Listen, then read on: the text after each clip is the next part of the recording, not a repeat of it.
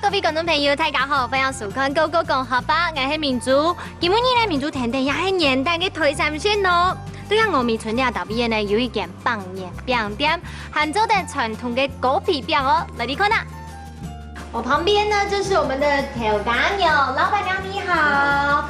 哇，听说你们的饼店已经有100年了。对。所以老板娘是第几代呢？第三。第三，哎，那这个是给客人吃的吗？可以吃。我们有3种产品。这是地瓜、白豆沙、这个就是我们的招牌猪油饼。招牌对不对？那我要来吃吃看这招牌。就会让牛肉米的哦，就是小时候的味道。老板娘，今天我们有任务在要教观众朋友讲客家话。你刚刚说是用板油嘛？可是如果一般我们讲猪油的话，客家话会怎么说呢？猪油。结婚的时候啊，办喜事的时候啊，节庆的时候都会吃到这个狗皮饼，对不对？以前的人他们对吃到甜的跟猪油这个东西其实是非常难得的，就是在我阿公或阿周那一代，然后所以他们会想说要把就是比较好的东西留给在结婚喜庆的时候用，然后让客人吃到这样子。结婚啊或办喜事的时候会吃到这大饼。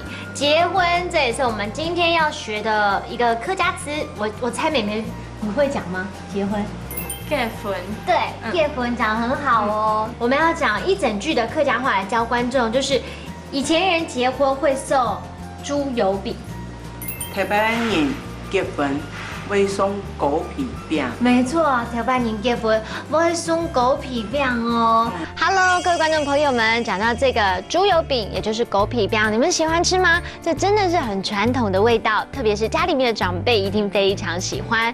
当然了，我们认识新的词来复习一遍吧。来看第一个词就是猪油，猪油，猪油。第二个呢，来看到就是结婚，结婚，结婚。来看到第三个，我们来学一整句话，来看到就是以前人结婚会送猪油饼，台湾人结婚会送狗皮饼，台湾人结婚会送狗皮饼。但其实到现在啊，送这个狗皮饼变成一种算是复古，然后新的流行喽。观众朋友，你们喜欢吃吗？下次去品尝看看吧。下次见，拜拜。